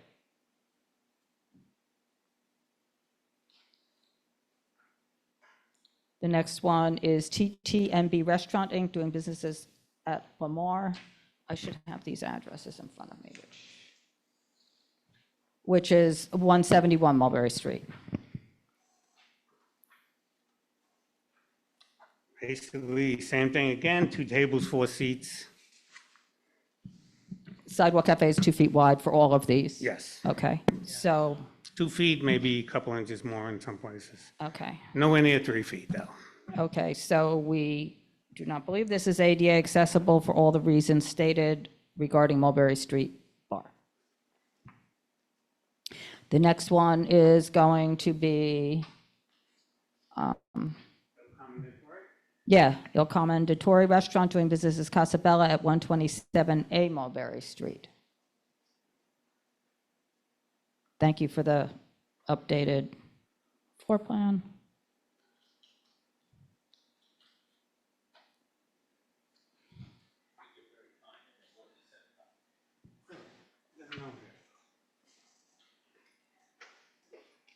So Commendatore has 10 tables, 20 seats on Mulberry Street. They did apply before on Hester Street, but that's been removed. Same situation. And they have a roadbed. Yes, a few of them.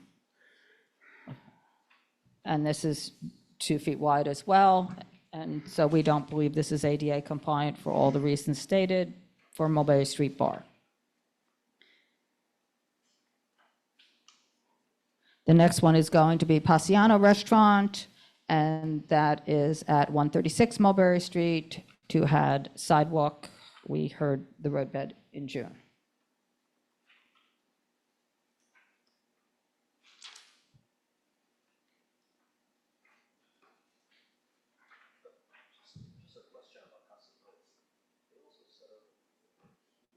Yeah, they have a roadbed on Hester.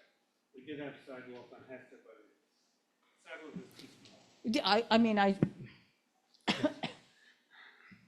why was that sidewalk too small? It was 11 Curiosity? feet and some So- inches, so. So it was a 14 inch, so they draw the line? Yeah, and there was DOT is drawing the line There at was something 12 on the inches? corner too that we had to be away from. Okay, So we had a few tables at the corner. So I think it was a light pole, which basically went right into it, so didn't work. no, No, you're it's wrong, the it's same. 2 feet. Same situation, 2 tables, 4 seats. Okay, and we do not believe this is ADA compliant for all the reasons stated for Mulberry Street Bar. The next one is Cafe Silvestri Inc., doing business as Cafe Napoli at 130 Mulberry Street. Sidewalk, we heard the roadway in May.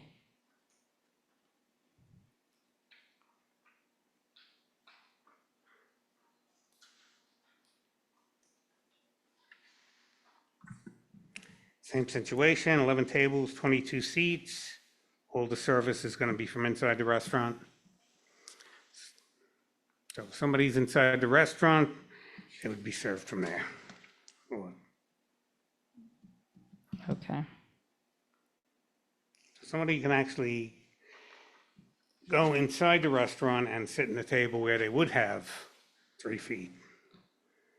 But then they're not sitting outside, so it's not an outdoor ambience. They might as well be inside the restaurant. Well, They're they'll not be fit- out on the sidewalk, but they can get there from inside the restaurant. But they can't fit once they're in there because a wheelchair is wider than 24 inches. Yes. So the width of the sidewalk cafe, And they would be inside, yes. yes. So they won't be outside and therefore they'll lose that. But they also have a roadbed. So we do not believe this is ADA compliant for all the reasons stated for Mulberry Street Bar. The next one is ASC Inc. doing business as Lanana, 135 Mulberry Street.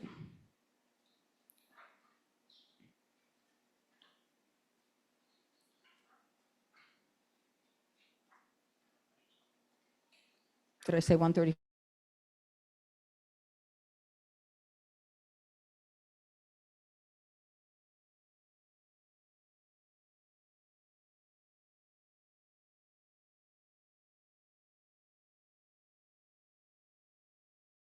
I believe it is ADA compliant for all the reasons stated for Mulberry Street Bar.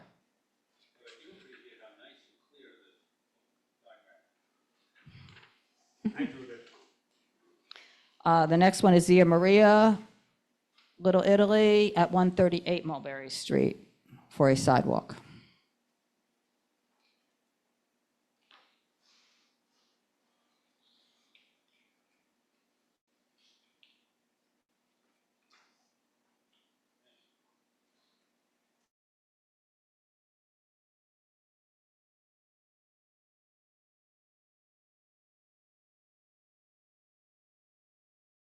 A compliant due to the reasons said for Mulberry Street Bar. They also have a roadbed. The next one is BEF Restaurant Inc., doing business as Casa D'Angelo at 146 Mulberry for a sidewalk.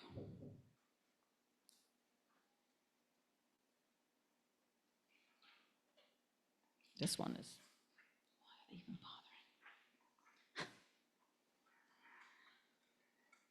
bothering? Same situation, 1 table, 2 seats.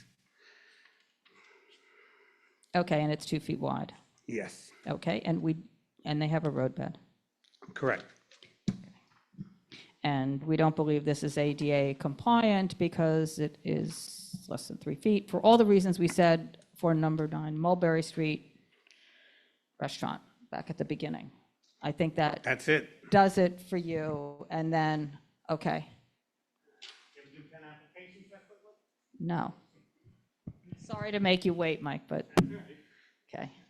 All right, and so then moving on for the committee, we had Banter Hospitality, 169 Sullivan Street. We have M Prince Inc. doing business as Momoya Soho at 47 Prince Street, also known as 259 Mulberry. We had Rana LLC doing business as Jack's Wife Frida, 72 University. That's for a sidewalk. M Prince is for a sidewalk. Banter was for a roadway. And CGP Enterprises Inc., doing business as Greek Tavern at 95 University, was for a sidewalk. They signed stipulations, so I waived the appearance for these, and they are closing at 10. Banter's closing at 5. And that is that. Is there any new business? Good night, Mike. Thanks. Okay, does anybody want to take a break? Okay, so we'll take a break for a minute.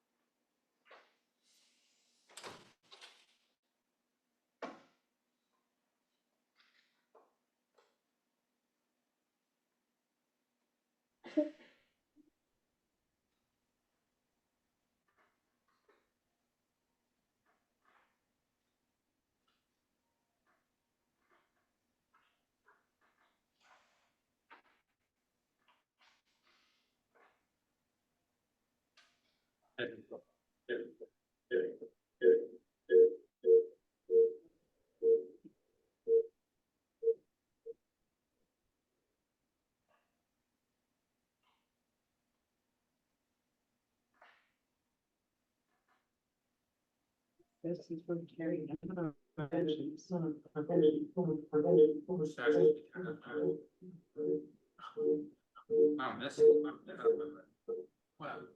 did you have to do the council?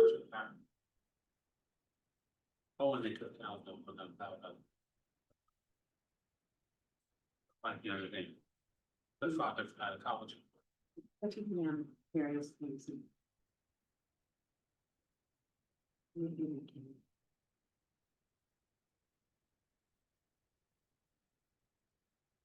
About throwing Elon Musk out of the society.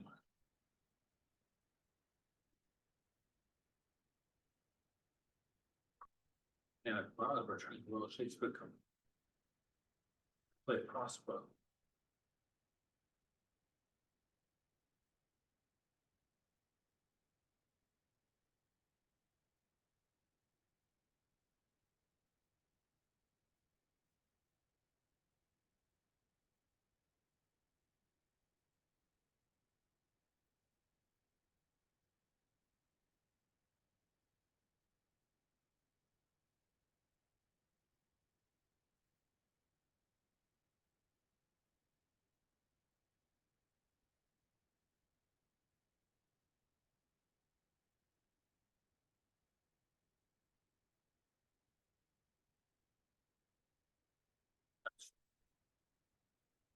This every day.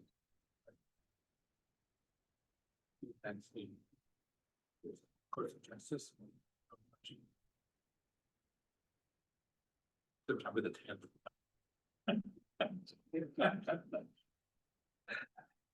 A very fast moving story. Keeps along now.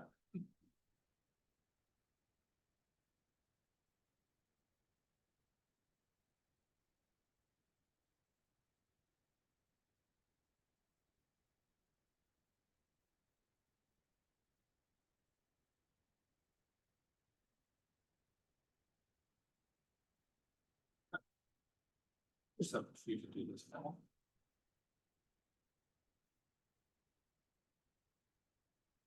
And the Adirondacks, you go up and you feed, but someone could do. Oh, there's that. Someone is facing summer.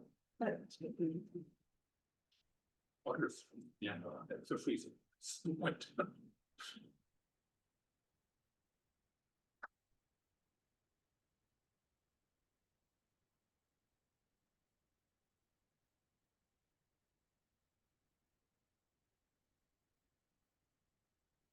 Thank you, Don.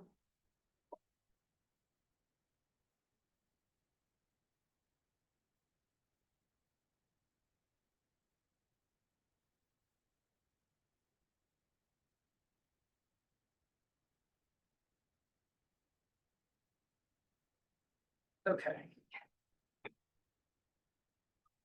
So let's see. This is. Your stuff, Susan. It's yours. Okay. All right, so. Okay, we just start at the top and go down. So the first one. 79 Prince Street. Is Revelie 179 Prince. Yeah, that's a class change.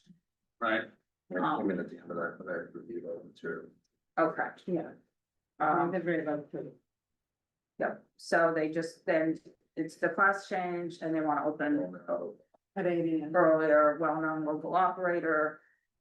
Haven't had, they opened a bit ago, we've heard nothing. Rolls across the street. I mean, Rolls, actually, right. it's becoming a bit of an empire because remember Rolls took the Yeah, place yeah. after it too. Did they open next to us? I think it's still working. Okay, all right, are we, so there's 1, 2, 3, 4, 5, 6, 7 of us? I wasn't here. Oh, you weren't here, so it's 7, Anthony late.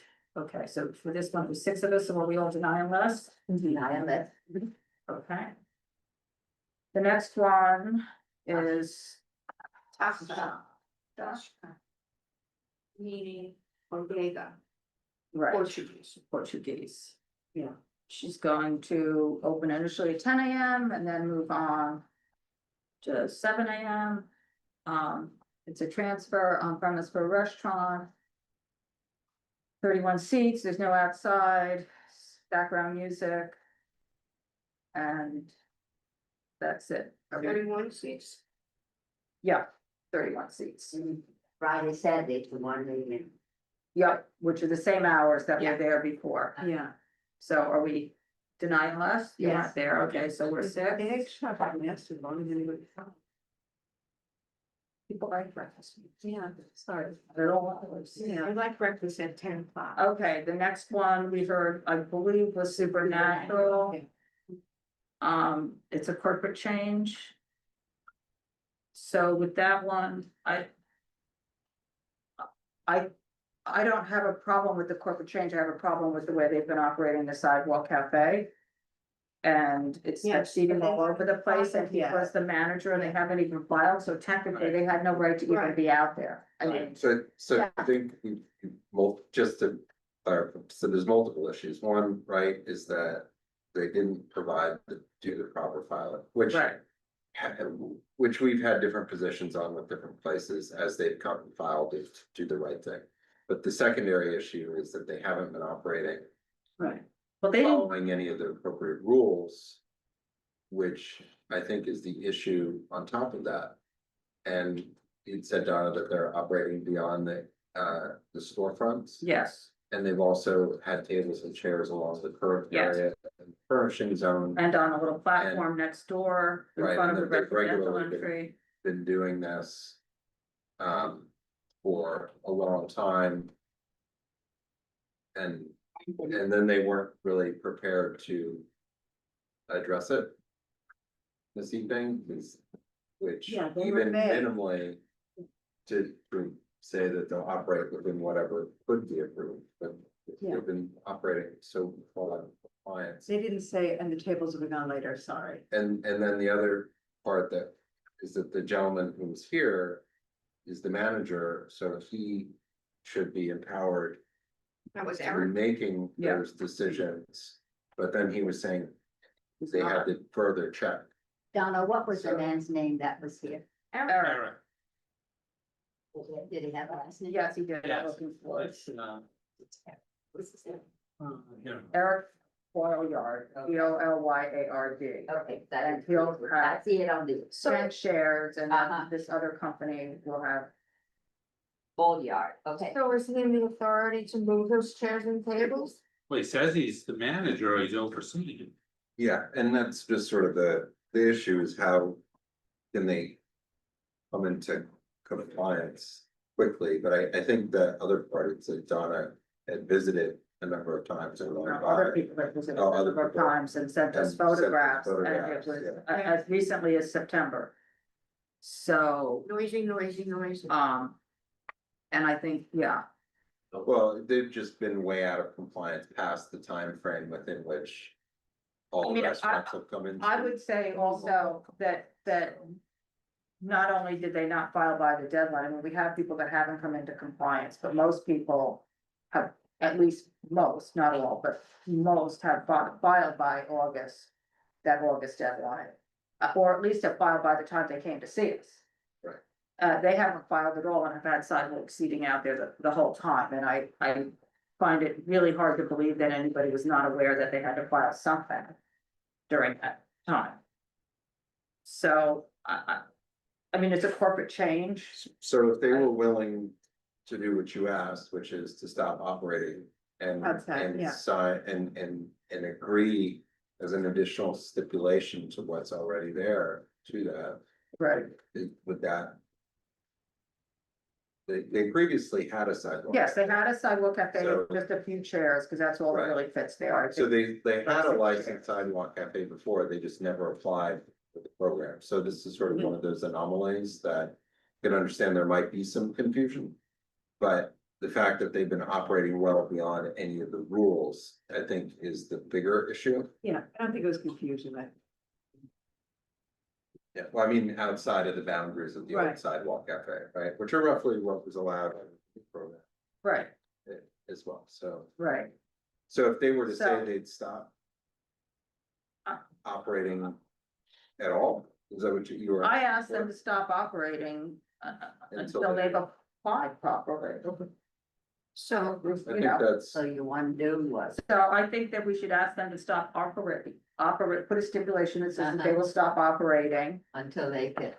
until they reapply. Yeah. And that we want to see them stop operating now.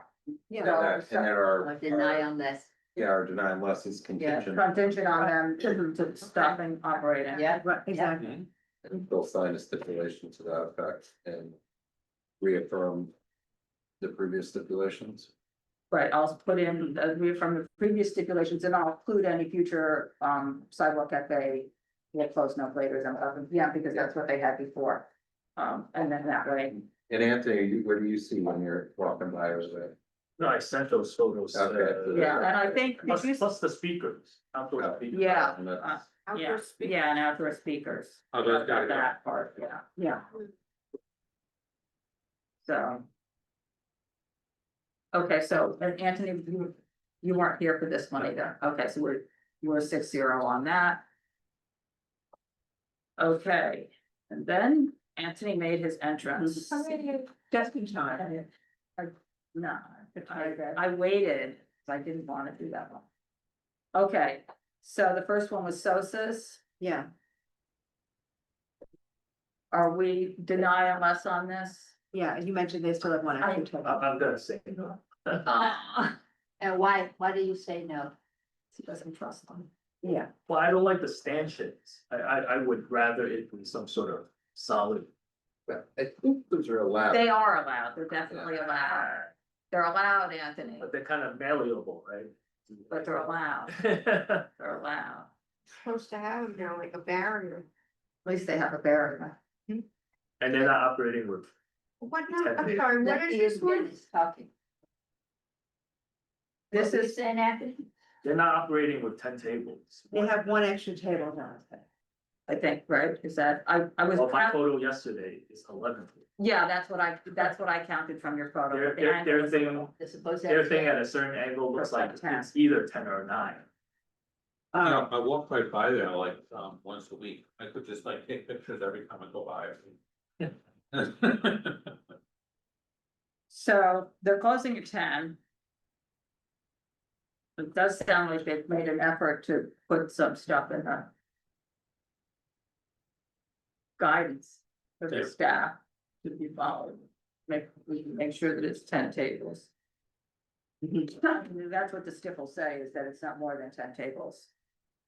Are you still, Yeah, no. no, okay, you're a hard no. on Has this. to vote no. Okay, no, that's okay. Is everybody else deny unless? Yes. Okay, I suppose, but I feel bad not standing by it. well, maybe you vote. Wait, why aren't we standing by? Because they're not in Because- violation? Because they're not in They're not in violation and because they're agreeing to close at 10 o'clock. Okay. And, It's just. and I'd rather have a Yeah. signed agreement with them. Yeah. And the closing at 10 o'clock and then no speakers and then none of Yeah. that. So that, In writing. so that then when they don't do it, it's gonna say not more than 10 tables. We can at least file complaints. Okay. And we can file them both with the liquor authority and with DOJ. And that's why We'll be watching. Right, but that's why I just think it's good to have the signed stipulations. It's not good enough for, like, not trusting with, there's never good enough reason. Yeah. Okay, so the same thing then for the other one, as Anthony said, we have no idea if they have the right number of tables and chairs because we can't see beyond the forest into the sidewalk cafe. But, are we denying unless on that one, with the exception of Anthony, okay.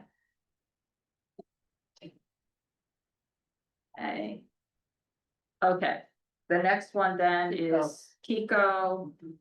I'm going to suggest that that's a denial because of the platform. Is everybody? Yeah, Yeah. Yes. totally. I- And honestly, I wasn't that fond of how the lawyer tried to argue with the case. DOT. Yeah, it's DOT. It's DOT really the approving it and Problem. Because Yeah. they're not willing, to say no to anybody. yeah, Honestly. they're. Yeah. So The they- DOT of an administration that hands people bundles of cash and Cheetos bags. I don't know if that was the DOT. Well, the ADA thing is like, yeah, they're leaving it in everybody's hands, if they're approving it, and they don't do ADA approvals, so. Yeah, they're just assuming. Well, people the issue comply. that we have is they provided the guidance on whatever it is that they may be willing to make exceptions on or have criteria. The Right. problem with these platforms is they're a Safe. bit high, and there's nothing there to keep people from going off the edges or any requirements for marking them or painting them or whatever it is. And these platforms were not constructed for dining. They usually, for some other Yeah. issue, reason, whether it be a loading area, whether it be somehow to build some access to the basements. There's a million different issues. And the applicant said that it was within the building. But it's not. There's no easement that works.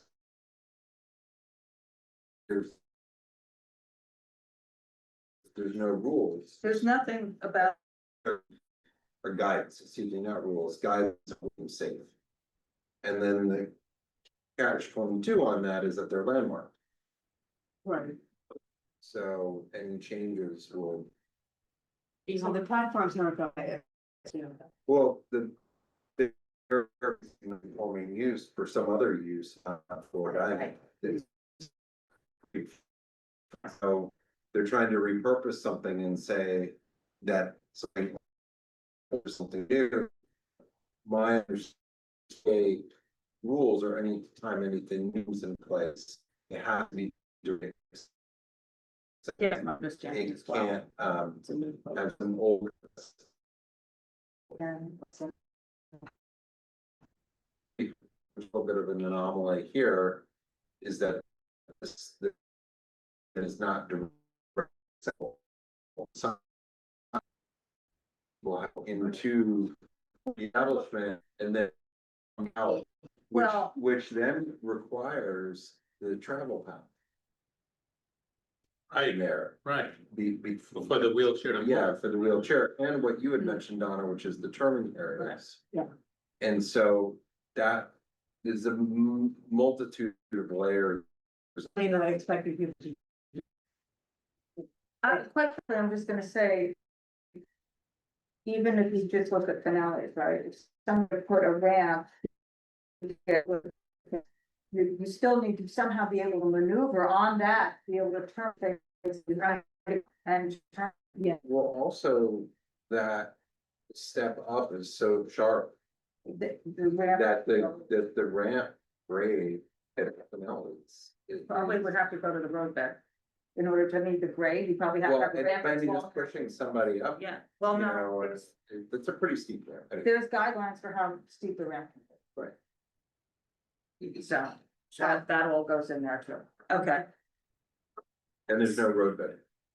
and there is no roadbed here. So deny? Yes. Yeah. Okay, the next one is 142 West. So The next. Layover. Dr. Fruit Spring. And next. So